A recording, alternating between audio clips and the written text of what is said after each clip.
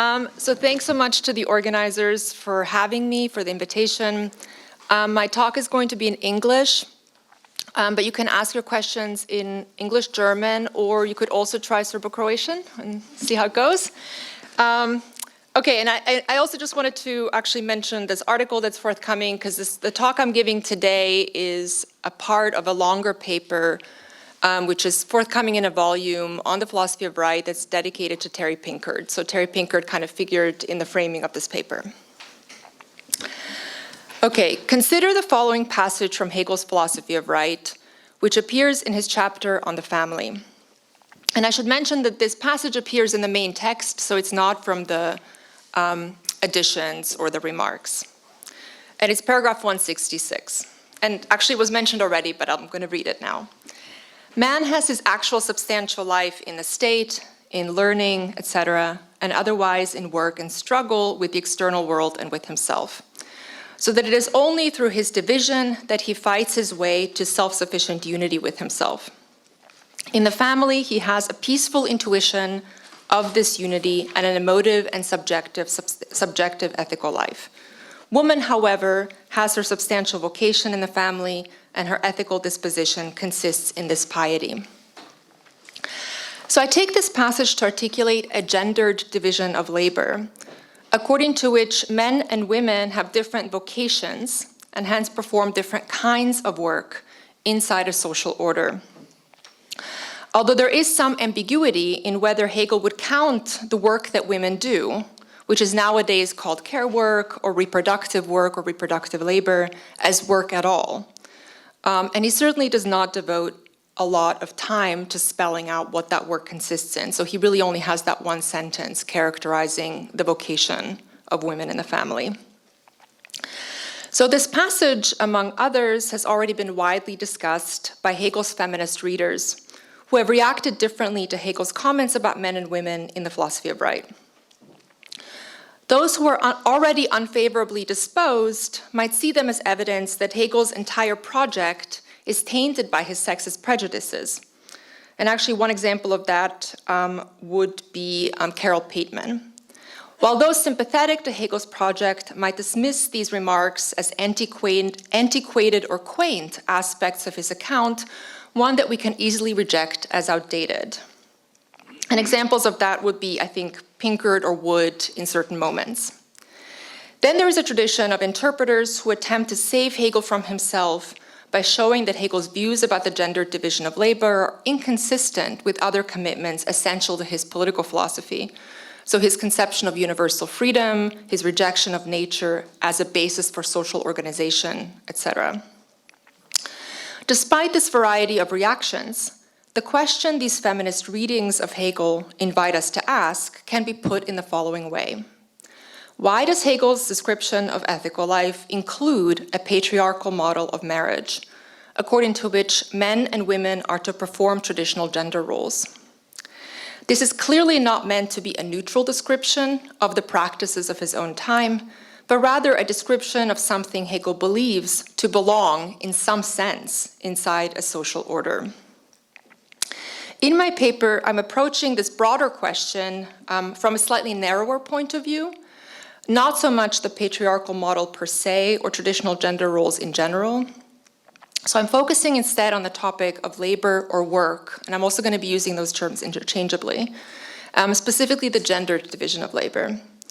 So what interests me is what reasons Hegel has for dividing labor between the family and civil society, and relatedly, for dividing labor along gendered lines. I think that there are several reasons to take Hegel's justification of the gendered division of labor seriously. First, the description of traditional gender roles that Hegel provides is not as irrelevant to us as we may have believed, I think maybe a few years ago, since the pandemic has only exacerbated a still existing gender division of labor within heterosexual marriages and households. This means that looking at Hegel's emphasis on the rational structures, which is what I'm going to do, could provide some insight into the longevity that this division continues to display.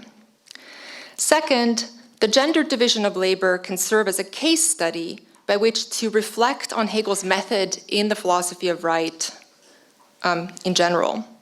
So can we legitimately pick and choose which elements we want to keep and which we want to reject?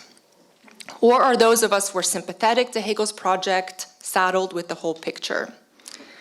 So there is also a third suggestion for why we should take Hegel's views about the gender division of labor seriously, which I won't pursue in this paper, but I just wanted to mention it. And this is a position that was put forward by Antoinette Strafford. So she argues that Hegel's position continues to be of interest to feminists today because it clarifies the limits of liberal individualism and the second wave middle class feminist assumption that the liberation of women must take the form of professional self-actualization. I think that there are two questions that need to be distinguished.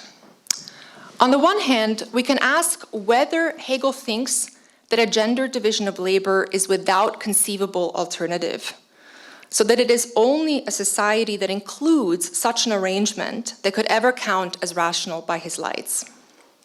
As I hope to show, this is not a consequence of Hegel's view concerning the gender division of labor or any other institution or practice that he includes in his chapter on ethical life. Even though he does not actively entertain alternatives for reasons that I think issue from his methodology, this does not imply that he takes a gender division of labor to be a necessary component of a well-functioning society. On the other hand, we can ask whether Hegel thinks that a gender division of labor can be justified by appeal to fundamental structures that are in principle realizable in a variety of ways. It seems to me that Hegel is committed to the second, weaker view. To put it a bit differently, he thinks that the gendered division of labor is one concrete actualization of structures that any social order would have to embody in order to count as rational. In what follows, I will trace the outline of this justification. My orientation here comes from a question that has been raised by both Terry Pinkard and Alison Stone about Hegel's tendency to divide social functions among individuals. So Pinkard makes the following broader observation about Hegel's argumentative strategy. And this is a passage from his book, The Sociality of Reason. So Pinkard writes, whenever Hegel understands some social function to be necessary to a form of life's continuance and maintenance, he tends to look for discrete job holders for those functions. That is, he tends to portion out functions to discrete individuals or groups as fulfilling that particular function. This tendency in Hegel's thought is not in any way essential to his thought. It is not a requirement of his dialectic, nor is it an implication of any of his particular ideas. So this was all Pinkard, just to be clear. And Alison Stone has by contrast argued that this tendency has its basis in Hegel's specific organicist conception of the state and its appeal to an analogy with animal organisms, according to which the various organs must be functionally specialized. And she actually suggests that if he had taken plants as his model for the state, he wouldn't have been committed to such a specialized, or a view that requires such a degree of specialization.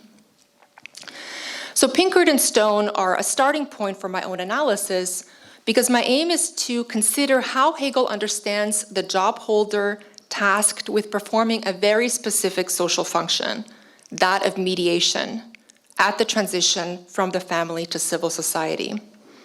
In other words, my paper argues that it is fruitful to think about the gendered division of labor as a species of what I am calling the division of mediating labor, according to which it is part of some people's job to mediate between social spheres. There are two ways of approaching the gendered division of labor, I think, within the limitations of the philosophy of right. So you can either approach it by considering the structure of the family from the inside, or by considering the relationship of the family to the other spheres of social life. Although I admit that any complete account of the gender division of labor will have to take the internal structure of the family as well as Hegel's views about sexual difference in that internal structure into account, I will focus only on the status of the family inside the social order and its implications for gender division of labor. What I will trace is Hegel's suggestion that since families are unified singularities, they are to be represented by one individual in public contexts like civil society and the state. If you add to this Hegel's views about so-called natural aptitudes, you get a gendered division of labor. So the main feature of interest in my analysis is what I will call Hegel's division of mediating labor. Hegel has the view that in the transition from one sphere to the next, there have to be those who perform a role of representing elements from the former sphere in the latter. Representation is a requirement of integration, without which a social order would constitute an aggregate of autonomous compartments and not an internally integrated whole. Hegel uses the term mediation in different ways, including as part of his definition of work. So actually he defines work as the mediation between means and needs. But when I refer to mediation here, what I have in mind is a social function to be performed in the transitions between social spheres. I am identifying the social function as a distinct species of work, namely mediating labor. We see an especially vivid example of mediating labor in Hegel's discussion of estates in civil society, whose spokespeople function as intermediaries explicitly tasked with promoting the interests of their members in the state. This leads Hegel to conclude that it is not the case that every economic agent participates directly in politics, since the majority does so only indirectly, namely via a representative formed in civil society. In short, Hegel's analysis of the relation between civil society and the state appeals to a division of labor, according to which it is part of some people's job to mediate between these two spheres. A structurally similar set of considerations seems to be at stake in the gendered division of labor, because Hegel is also arguing that one member of the family has the job of mediating between the family and civil society by publicly representing the family's interests. Although it could, in principle, be either member of the married couple, presumably not the children yet to be educated, Hegel's assumptions about the aptitudes of men and women lead him to conclude that men are best suited to this task. He states this explicitly in the following passage. So this is also a passage that's important for my reading, and it's paragraph 171 of the Philosophy of Right. So Hegel writes, "The family as a legal person in relation to others is to be represented or vertreten by the husband as its head. In addition, he is primarily responsible for external acquisition and for caring for the family's needs, as well as for the control and administration of the family's resources." This reference to the husband's representational function and its pertinence to his professional role suggests that Hegel's gender division of labor is one instance of a general requirement for a division of mediating labor, of which other examples can be found. So even if we were to accept the thesis that representation constitutes a significant social function to be fulfilled in an integrated social whole, we can nevertheless ask why we should call it work or labor. Couldn't one element represent another without expending any effort? So Hegel sometimes defines work or labor in terms of sweat and exertion. For example, couldn't my very presence fulfill a mediating function, even if I were not engaging in anything we would want to describe as work? It seems to me that Hegel understands mediation in this context, or in the context of ethical life, not as simply one element standing in for another, but as an activity that is circumscribed by duties. Although mediation is not going to involve work under all circumstances, at the junctures between the three social spheres of family, civil society, and the state, it transforms one's professional role. If I am the representative of an estate, It is my duty as a representative to solicit, combine, and present the opinions of other members during public assemblies, as well as to educate these other members about the skills demanded by civil servants. So this is something Hegel describes in his account of the state. And if I'm the representative of my family, my duty as a representative is to procure sufficient material resources for my family's survival and to administer these resources. So mediation involves specific tasks depending on the context in which it is to take place. These tasks could be formally required of me, as in the case of the state representatives who are asked to speak for other members, or these tasks could be for the most part implicit, as in the case of the husband who takes it to be obvious that he ventures into the workforce as the head of his family. It should be clear that mediation can be work even if it isn't a discrete job. It is not as if the husband has two jobs, one of mediator and another of, say, university professor. Rather, the fact that being a university professor is in the husband's case also fulfills a representational role is going to be reflected in his self-ascribed job description, what he takes himself to be doing in the workplace. As the head of a family, the husband is bound to procure material resources that are needed by all of the family members. And here I should add that Hegel has in mind specifically the children who according to Hegel, have a right to be brought up and supported at the expense of the family, and to administer these resources, deciding how they are to be distributed and dispensed. Hegel takes these tasks to belong to the mediating work that husbands do. Performing mediating work, moreover, calls for skills beyond those that make one a good employee. For example, they require that one become good at balancing competing obligations and negotiating demands originating in different social spheres. If we think of the gendered division of labor as a species of the division of mediating labor, then we can ask, what reasons does Hegel have for thinking that some one individual has to perform the role of representing the family in civil society? In other words, why does the family need a head at all, irrespective of the head's gender? My proposal is that it is the status of the family as a singularity, specifically a single person, which Hegel believes calls for representation of a specific kind.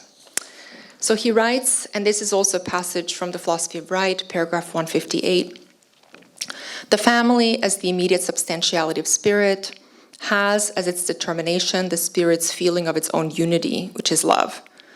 Thus, the disposition appropriate to the family is to have self-consciousness of one's individuality within this unity as essentiality which has being in and for itself, so that one is present in it not as an independent person, but as a member. In the next paragraph he adds, the right which belongs to the individual by virtue of the family unit, and which consists primarily in his life within this unit, takes on a legal form as the abstract moment of determinate individuality only when the family begins to dissolve.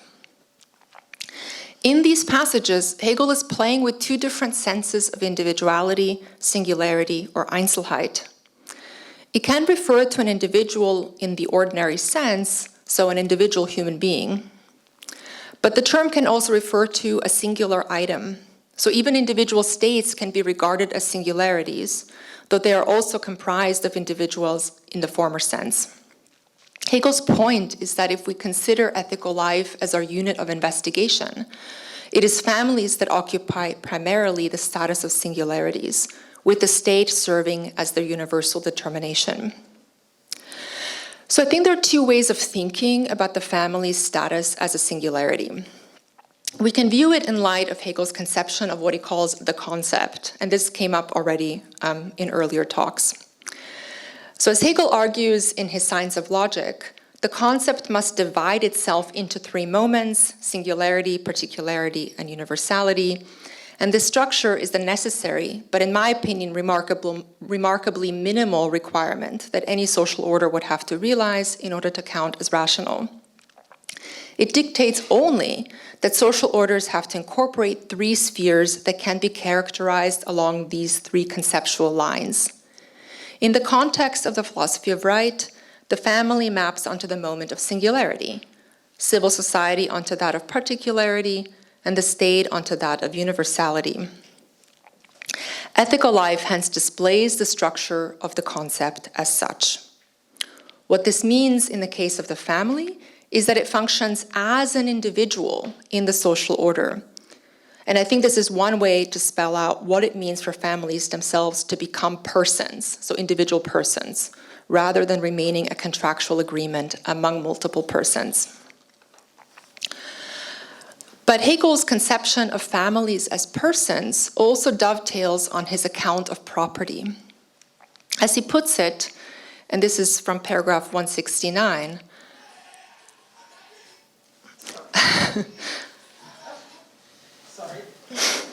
the family as a person has its external reality in property, and only in the latter, in the shape of resources, does its substantial personality have its existence.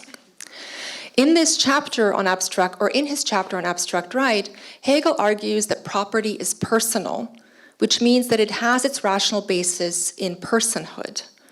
For Hegel, it does not make sense to speak of collectively owned property, for communities understood as collections of persons are not the right sort of entity to be a property owner. So if he wants to be able to conceive of the family as a singular unity, whose members all jointly own the family's property and have an automatic right to derive a share from it, he needs the family itself to constitute a single person. And it is for this reason, or for these reasons, that Hegel rejects the contractual model of marriage, these reasons among others, which is only intelligible as an agreement between two independent parties. Marriage for Hegel is a process whereby two individuals agree to, and then he puts it, constitute a single person, and to give up their natural and individual personalities within this union. It is a transformative process whereby two persons literally become one. The personhood of the family also incorporates children, since children's right to share in the family's resources is so self-evident that it usually does not have to become explicated or demanded. So my aim so far has been to bring into view two structural features on which Hegel's justification of a gendered division of labor substantially relies. The first is the requirement that there be mediation between social spheres. The second is the requirement that a family constitute a singularity in the context of a social order. Although these requirements do not imply anything directly about gender roles, Hegel thinks that they indicate that families need one head, namely some individual to serve a representational role. Let us now attempt to follow this train of thought. When Hegel claims that the family requires a publicly recognized head, a single person who represents the family's interests as a single person, he is implying that it is in virtue of the family's status as an individual that it requires representation by an individual. If he didn't intimate such a connection between the individuality of the family as a whole and the individuality of an individual member of this family, he wouldn't have a reason to discount the possibility that both members of a married couple can jointly represent the family unit. Note that Hegel does not express the same demand in the transition from civil society to the state. He does not require that it be one individual member of an estate who represents all other members in political contexts. Rather, he speaks about the election of deputies in the plural, which indicates that it could easily be a subset tasked with this mediating job. So why is it then that in the case of the family, it is to be one? It seems to me that Hegel is here relying on an implicit identification between the two senses of individuality in the way that threatens to conflate them. If Hegel were arguing for the necessity of a family's head, his equivocal use of this term would constitute a weak link. So consider Hegel's analysis of the transition between the family and civil society. So in the transitional paragraph, Hegel writes, and this is another quote from paragraph 181, I think. The family disintegrates in a natural manner and essentially through the principle of personality into a plurality of families whose relation to one another is in general that of self-sufficient concrete persons and consequently of an external kind. We now have multiple families, each of which counts as a person, and each of which is only externally related to other persons, which means that it stands in a possible contractual relation to them. In the opening paragraph of the chapter on civil society, Hegel then writes, the concrete person who as a particular person, as a totality of needs and mixture of natural necessity and arbitrariness is his own end, is one principle of civil society. This statement is ordinarily read as indicating Hegel's belief that civil society provides a context in which individual self-interest is given free rein, unconstrained by care for the needs of others. What has escaped notice is the ambiguity in the term person as it appears in this sentence. Is Hegel referring to the individual family member, whom he goes on to call the son of civil society, or the family as a whole? All signs suggest that he's referring to both, the person of the family as it is represented by its male head. Hegel is trying to get us to accept that if the family is indeed an individual person, it is to be represented by an individual person among its members. And given his assumption about which member has the abilities best suited to this task, he thinks he has thereby justified the gendered division of labor prevalent at his own time. Interestingly enough, this kind of justification does not appeal to the difficulty of different projects and makes no claims about the ability of one and the same individual to be at once a good caregiver and a good breadwinner. Rather, it relies predominantly on a conception of the family as a singular unity. Where it falters, in my eyes, is in giving the impression that this mode of representation is necessary to a rational social order, for the sheer fact that the family is an individual person does not necessitate that it be represented by an individual. To think so would be to equivocate between two different senses of individual personhood.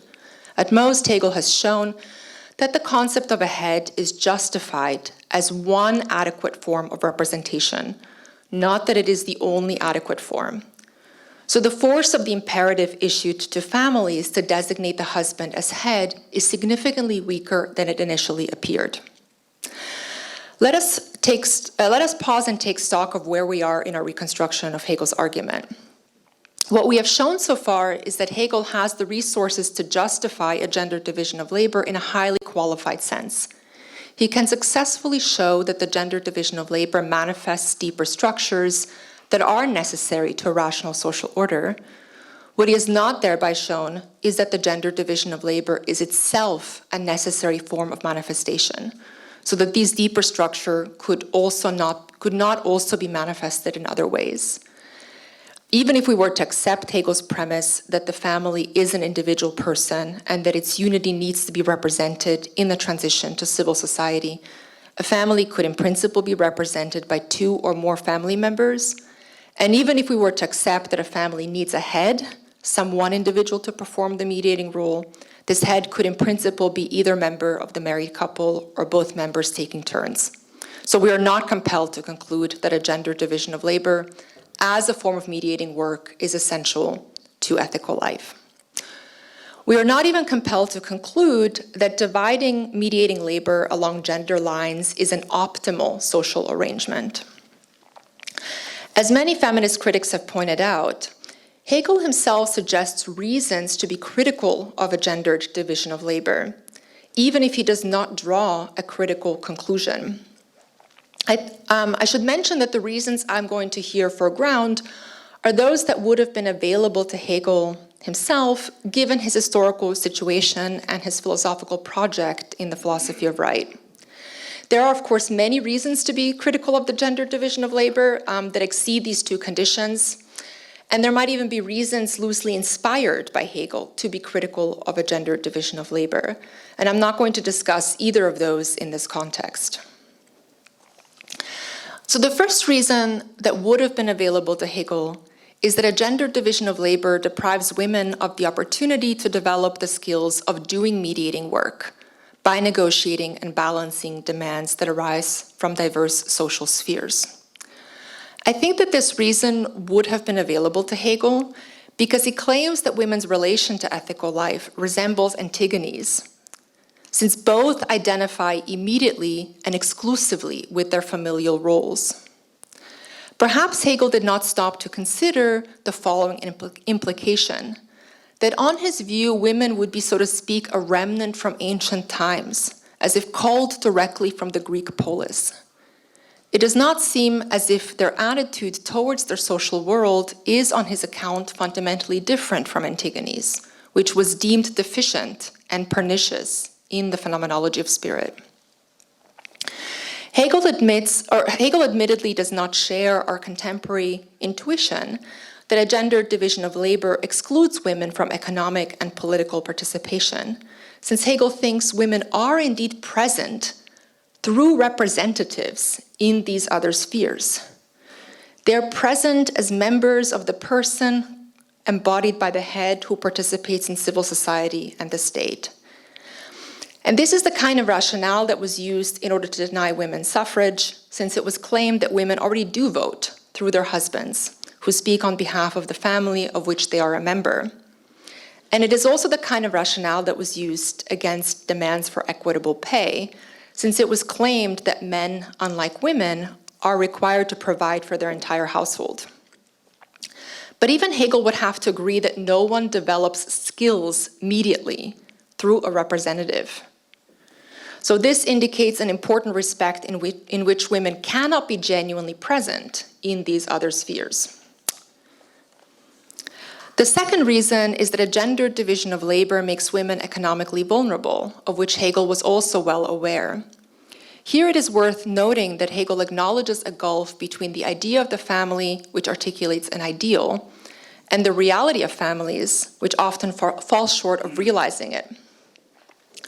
When Hegel writes about the disintegration of the family, he has in mind not only its ethical dissolution into multiple family units, but also its exposure to contingency and arbitrariness. As he points out, when families disintegrate, the legal standing of family members as independent persons rears its head. And this is another passage, paragraph 159.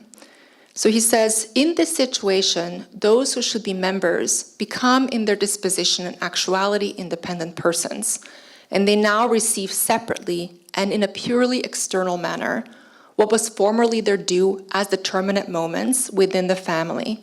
And he adds in parentheses, financial resources, food, cost of education, etc. Such disintegrations leave women in an especially precarious position. Although Hegel does not conclude from this that women ought to become economic agents, he does claim that it underscores the importance of an official marital contract, which gives them a publicly acknowledged right to share in their husband's income, even in those cases in which the family has fallen apart.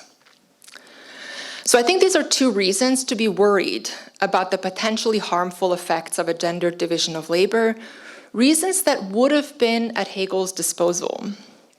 But I do not think that they reveal Hegel's position to be inconsistent, as some scholars have claimed.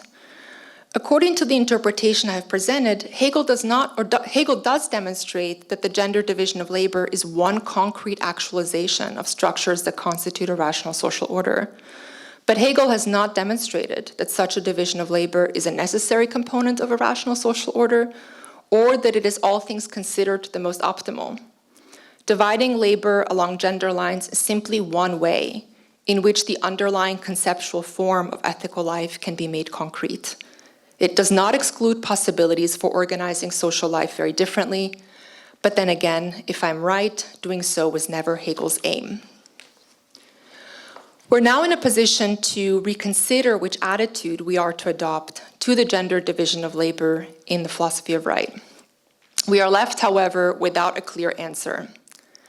By foregrounding the rational basis that underlies it, Hegel promises to shed light on its intractability.